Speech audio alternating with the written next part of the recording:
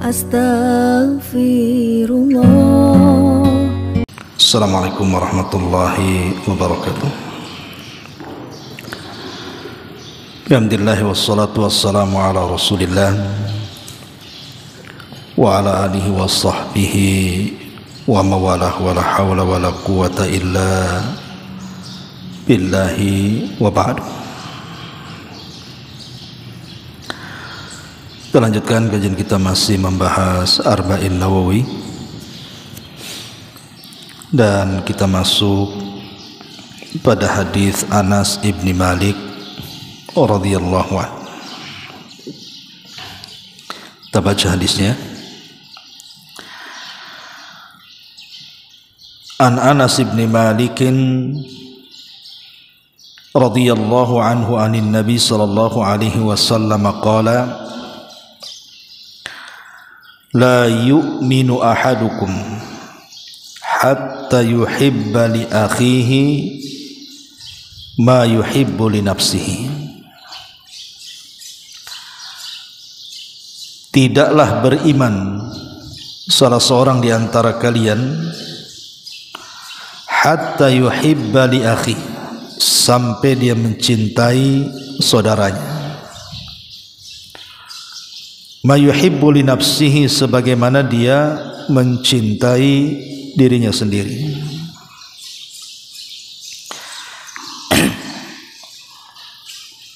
Hadis ini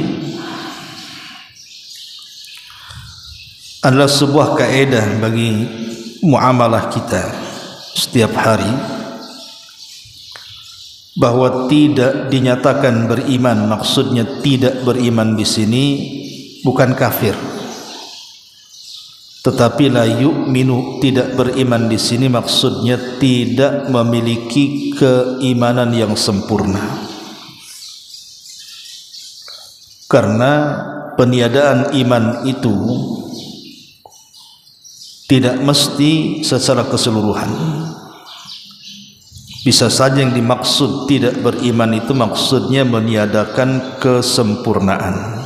Lah, dalam hadis ini maksudnya la yu'minu, tidak beriman di sini adalah tidak beriman dengan sempurna, bukan kafir.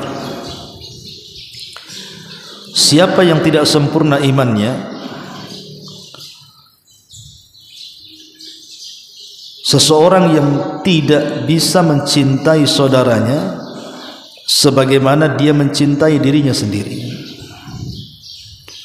Artinya, kalau keimanan kita ingin sempurna, cintailah saudaranya sebagaimana mencintai dirinya sendiri. Hadis yang semakna adalah Nabi SAW pernah mengatakan, wallahi la yu'min, wallahi la yu'min, wallahi la yu'min. Qila ya Rasulullah, man?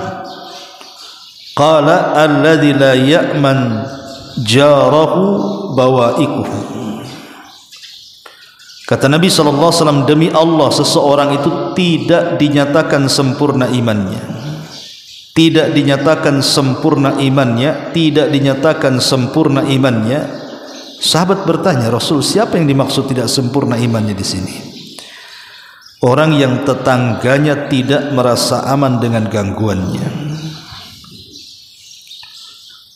Dari hadis ini juga semakna dengan hadis yang kita baca tadi, bahwa orang yang punya tetangga, kemudian tetangganya tidak merasa aman dengan kita, maka kita dinyatakan tidak sempurna imannya. Ma'asyiral muslimin yang dimuliakan Allah Subhanahu wa taala, dari hadis ini ada beberapa faedah yang mungkin kita bisa petik dari syarah yang dijelaskan para ulama. Yang pertama, hadis ini fihi al-hathu ala mahabbatil khairi lil mu'min. Hadis ini menjelaskan kepada kita anjuran agar kita mencintai kebaikan kepada orang-orang yang beriman lainnya. Jadi anjuran agar kita mencintai kebaikan terhadap orang-orang yang beriman yang lainnya.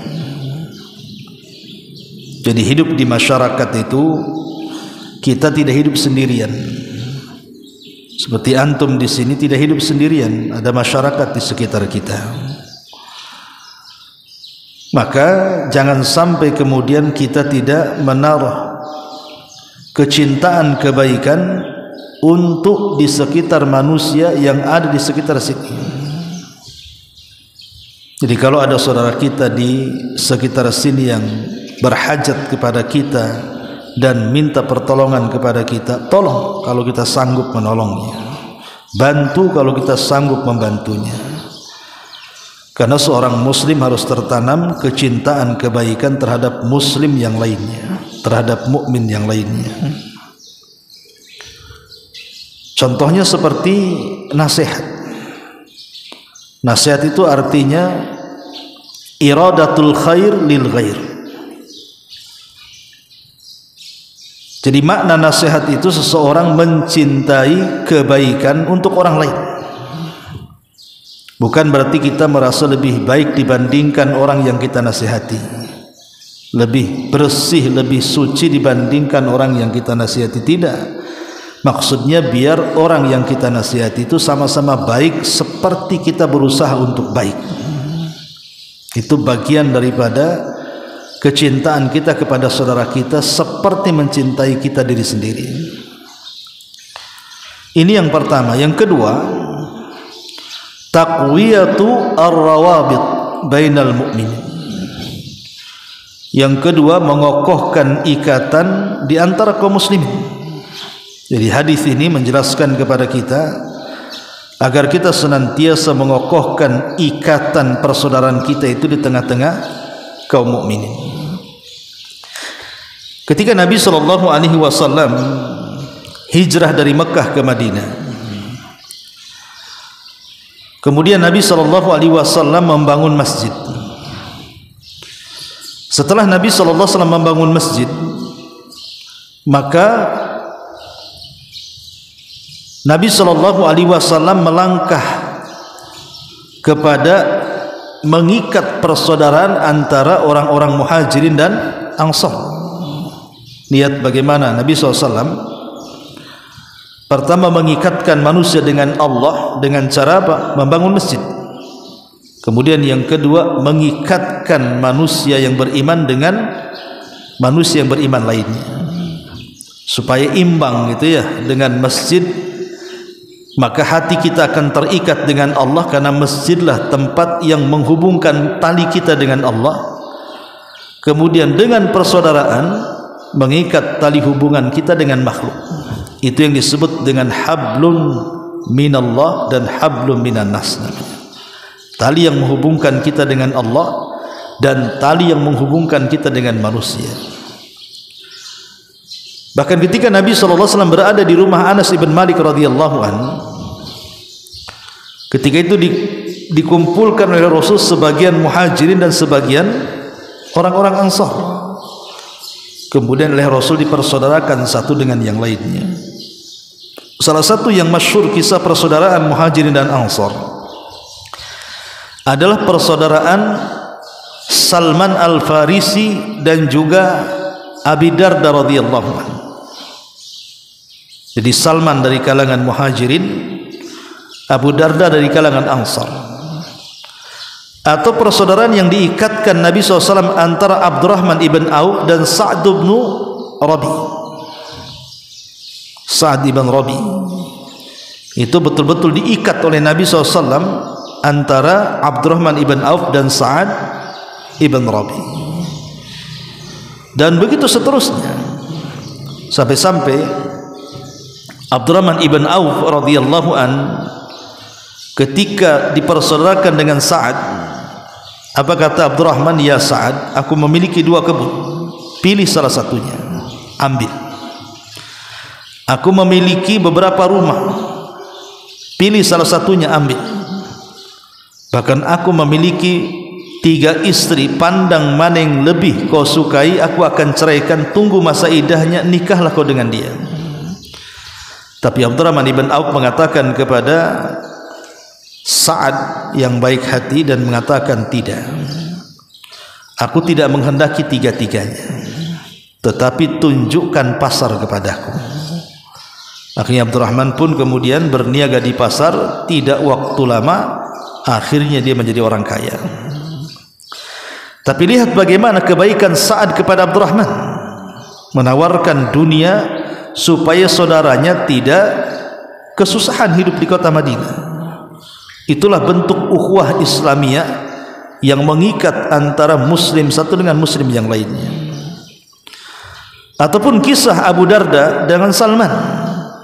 Jadi Abu Darda ini semenjak dia masuk Islam, maka Abu Darda itu menghilangkan seluruh bisnisnya. Dia tidak mau menyibukkan dengan dunia, sehingga hidupnya hanya ibadah saja. Pagi, siang, sore, malam, balik lagi ke pagi, dia ibadah saja. Kalau siang dia puasa sunnah, puasa mutlak. Kemudian kalau malam dia sholat malam, dia habiskan sampai subuh, sehingga tidak ada kesempatan untuk keluarganya. Lah karena istrinya Abi Darda ini merasa tidak dihargai oleh suaminya, maka dia pun jarang dandan. Satu hari istrinya berjumpa dengan Salman Al-Farisi, saudara Abi Darda yang dipersaudarakan Rasul antara Muhajirin dan Ansar. Jadi Abi Darda ini melihat istrinya Salman, kaget. Kenapa istrinya Salman melihat istrinya Abi Darda ini kaget? Kenapa istrinya Abi Darda ini jarang dandan? Padahal dia punya suami. Kenapa pakaiannya asal-asalan? Kemudian ditanyalah sama Salman kepada istrinya Abu Darda atau Ummu Darda ini, wahai Ummu Darda, kau kan punya suami, maka berpakaianlah dengan pakaian yang layak dan berdandanlah untuk suamimu. Tetapi Ummu Darda mengatakan, ya Salman, inna Aba Darda atau anna Aba Darda laisa li fihi haja. Wahai Salman, buat apa aku berdandan, mempercantik dengan pakaian dan badan, kalau suamiku tidak mau dengan aku, karena sibuk beribadah saja. Jadi Salman Al-Farisi kemudian berusaha untuk menasihati Abu Darda dan mengatakan kepada istrinya Abu Darda, bilang sama suamimu, besok saya akan berkunjung ke rumahnya. Maka ketika Abu Darda mendengar Salman akan berkunjung ke rumahnya, senang dia. Kemudian dia pun menyiapkan semuanya, makanan yang terlezat, kasur yang enak, kemudian disiapkan segalanya. Ketika besoknya betul-betul Salman datang, Al-Farisi radhiyallahu an, dan disuruh untuk makan, kata Salman, kau harus menemani aku makan. Kata Abu Darda, tidak bisa, aku sedang berpuasa. Kata Salman, kalau engkau tidak membatalkan puasamu dan tidak makan, saya pun tidak akan makan.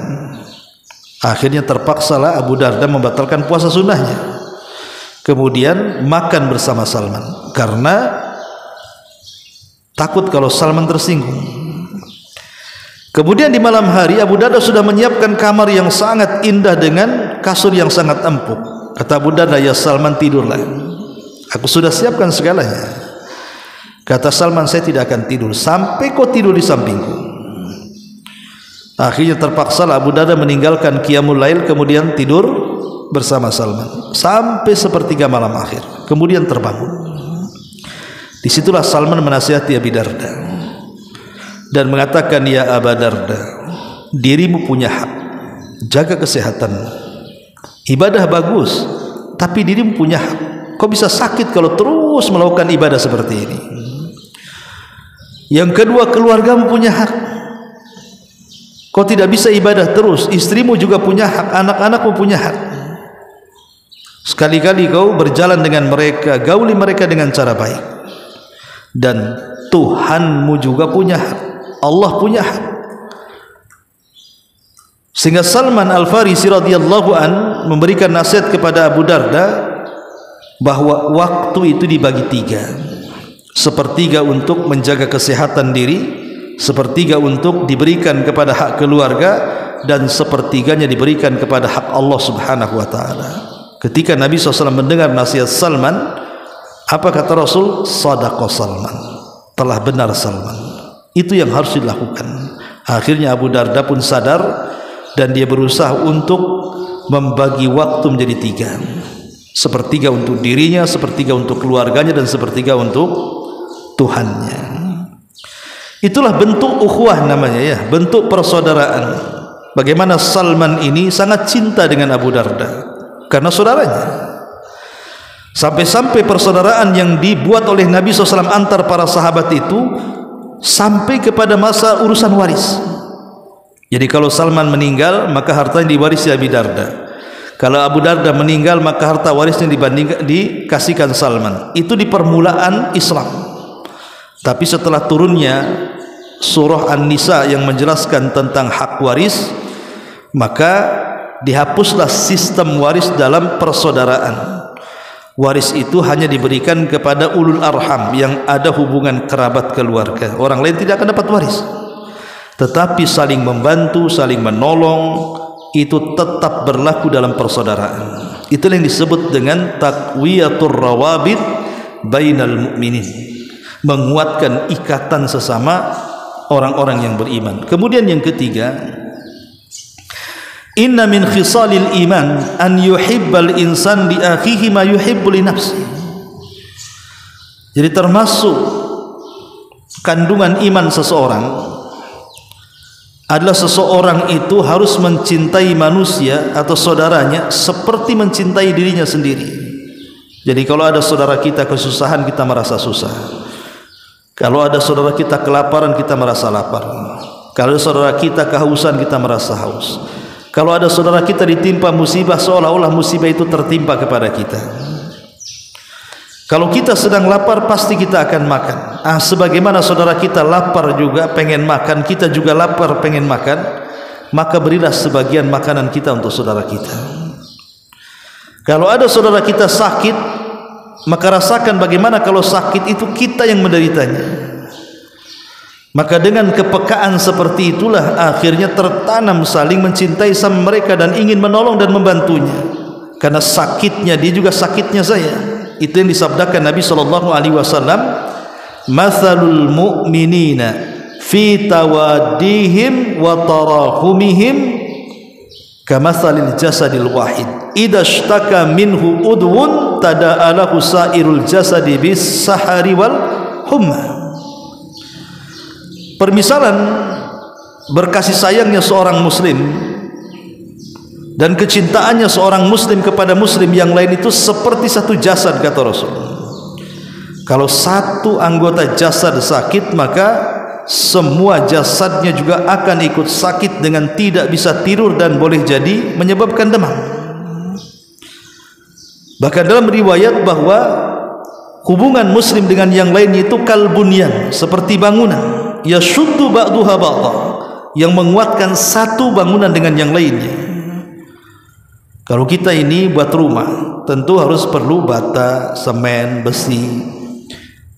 Lah ketika bercampur antara elemen-elemen bangunan tersebut, maka bangunan akan kokoh. Lah begitu juga seorang muslim, kalau mengikat persaudaraannya seperti itu, maka hubungan mereka akan kokoh. Dan ingat bahwa kekokohan hubungan muslim satu dengan yang lainnya harus karena Allah, bukan karena yang lainnya, karena Allah. Dan kalau hubungan itu karena Allah atau cinta kita karena Allah, maka kita akan didoakan oleh ribuan para malaikat. Ma'asyiral muslimin yang dimuliakan Allah Subhanahu wa taala, ini yang ketiga. Yang keempat, al haditsu yadullu ala annal iman yazidu wa yanqus. Yazidu bit ta'ati wa yanqusu bil ma'siyati. Hadis ini menunjukkan tentang iman itu kadang bertambah, kadang berkurang. Jadi iman seseorang itu bisa bertambah, bisa berkurang. Bertambah dengan ketaatan dan berkurang dengan kemaksiatan. Makanya di sini la yu'minu, artinya tidak sempurna imannya. Jadi ada orang yang memiliki kesempurnaan iman, ada yang memiliki kekurangan iman. Artinya iman itu bertambah dan berkurang. Kalau orang rajin melakukan ibadah, dengan sendirinya iman itu akan naik. Tapi kalau kita malas ibadah, dengan sendirinya iman itu turun dengan sendirinya. Dan kita bisa rasakan, antum kalau rajin belajar, rajin ibadah, di tengah-tengah belajar antum tahajud, qiyamul lail, baca Quran, zikir dan begitu seterusnya, maka ada semangat hidup, semangat belajar. Lah semangat belajar itulah timbul dari iman yang meninggi. Iman yang naik itu yang menjadikan kita semangat ibadah, semangat belajar, semangat membaca Quran dan begitu seterusnya. Tapi ada waktu-waktunya futur, malas belajar, malas sholat malam, malas untuk sholat. Itulah tingkat iman kita mulai merosot, mulai jatuh. Dan inilah keyakinan ahli sunnah, bahwa iman itu yazidu wa yanqus, bisa bertambah bisa berkurang. Apa yang menyebabkan iman bertambah? Ya ketaatan. Dan apa yang menyebabkan iman berkurang? Ya kemaksiatan kepada Allah Subhanahu wa ta'ala. Ini yang keempat. Yang kelima, qala Ibnu Hajarin rahimahullah ta'ala, berkata Imam Ibnu Hajar ketika menjelaskan hadis ini, fil hadisi al-hathu ala tawadhu, dalam hadis ini secara tersirat ada anjuran untuk rendah diri, rendah hati.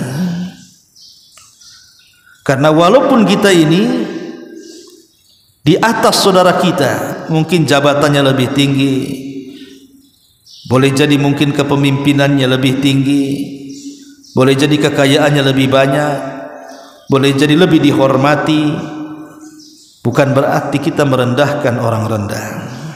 Bukan berarti kita merendahkan orang yang di bawah kita. Bukan berarti kita harus merendahkan orang susah, orang miskin yang tingkat kemiskinannya jauh di bawah kita. Tidak, tetap kita harus mencintai mereka sebagaimana kita mencintai diri kita sendiri. Anda walaupun pejabat tetap harus mencintai bawahannya. Anda kalau seorang pemimpin wajib mencintai rakyatnya. Jangan mentang-mentang kemudian seseorang merasa lebih tinggi kemudian menghina saudaranya, tidak boleh. Sebagaimana yang lagi viral sekarang, ada seorang ustadz yang kemudian merendahkan orang yang sedang jualan es teh atau apa gitu dalam pengajian. Ini tidak mencintai saudaranya. Ya betul, Anda lebih secara kasat mata Anda lebih hebat karena Anda dianggap ulama, dianggap ustadz, bahkan bagian daripada pemerintah. Sementara apalah tukang es teh ini? Dia orang rendah, dia orang miskin. Itu pandangan manusia, tapi pandangan Allah berbeda. Yang menjadikan orang rendah atau orang itu terangkat derajatnya itu hanya hubungan dia dengan Allah berupa takwa. Makanya kenapa Allah Subhanahu wa ta'ala mengatakan, inna akramakum indallahi atqakum, orang yang paling mulia di antara kalian adalah orang yang bertakwa. Dan Rasul mengatakan, la fadla bainal arabi wal a'jam walal aswad alal ahmar illa bitaqwallah. Tidak ada bedanya Anda orang Arab, Anda non Arab, apakah Anda berkulit hitam, apakah Anda berkulit putih, apakah Anda kaya, apakah Anda miskin, pejabat, rakyat, tidak ada bedanya dalam Islam itu. Yang membedakan apa?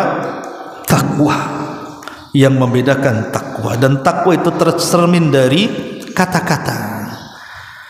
Kalau orang merendahkan manusia, itu belum bertakwa lisannya. Kalau matanya masih menganggap orang lain rendah, berarti belum beriman, belum bertakwa itu matanya.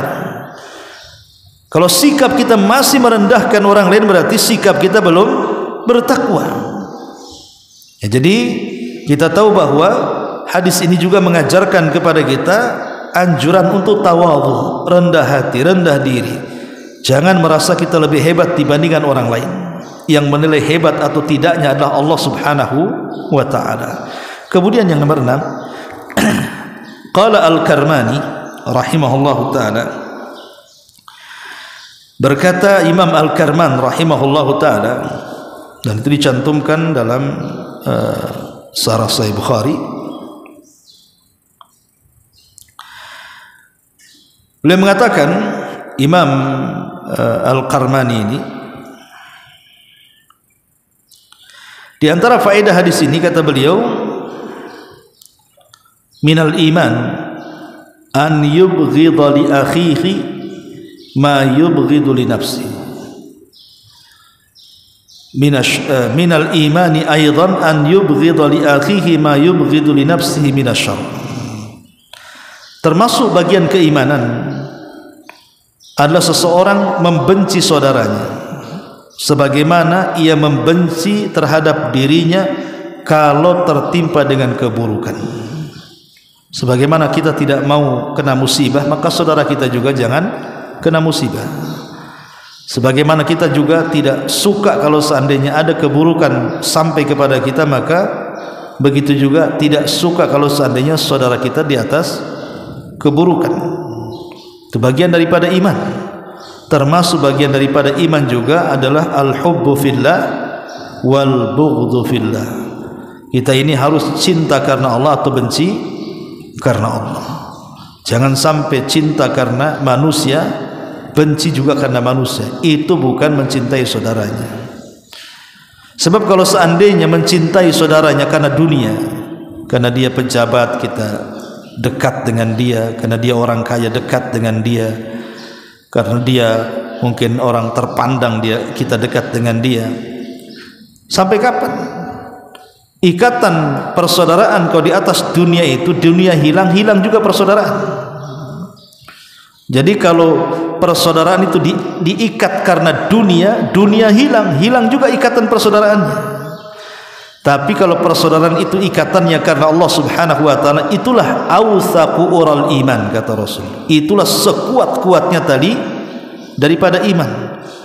Sebab kalau sudah iman yang dipertahankan, pasti akan kuat.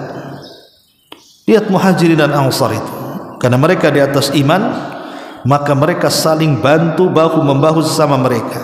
Mereka rela mengorbankan harta mereka, waktu mereka untuk saudaranya. Karena di balik itu ada pahala yang sangat besar yang Allah Subhanahu wa taala anugerahkan kepada orang yang cinta karena Allah dan benci karena Allah Subhanahu wa taala.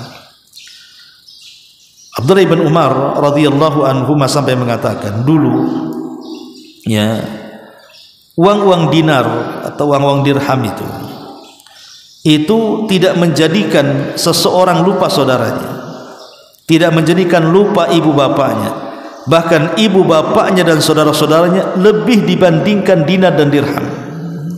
Kata Ibnu Umar, dulu yang namanya ayah, ibu, saudara, siapapun itu lebih berharga dibandingkan uang dinar dan dirham. Tapi hari ini di zaman beliau mengatakan uang dinar dan dirham itu lebih berharga dibandingkan orang tua, kerabat, saudara, kawan, dan begitu seterusnya. Sehingga ada orang yang rela memenjarakan keluarganya gara-gara harta, rebutan waris, lapor polisi, kemudian masuk penjara. Rebutan waris, bunuh-bunuhan. Rebutan waris apa? Hilang silaturahim, putus. Gara-gara waris tuh. Gara-gara harta kan? Ya. Atau gara-gara harta yang tadinya berkawan baik akhirnya tidak baik. Gara-gara harta saling menzalimi, gara-gara harta saling membenci, gara-gara harta saling mentahdzir. Naudzubillah. Ya. Tapi dulu di zaman para sahabat justru harta tidak lebih berharga dibandingkan manusia. Kalau hari ini justru harta lebih berharga dibandingkan manusia. Naudzubillah. Makanya kalau kita praktikkan hadis ini, la yu'minu ahadukum hatta yuhibba li akhi ma yuhibbu li nafsi. Tidaklah sempurna iman seseorang sampai dia mencintai saudaranya sebagaimana dia mencintai dirinya. Maka kita akan melihat bagaimana ukhuwah yang kuat dan ikatan yang kokoh baik kepada Allah ataupun kepada sesama manusia. Itulah konsep Islam yang sangat agung sekali, menanamkan kecintaan dalam bab muamalah kepada saudaranya. Wallahu alam.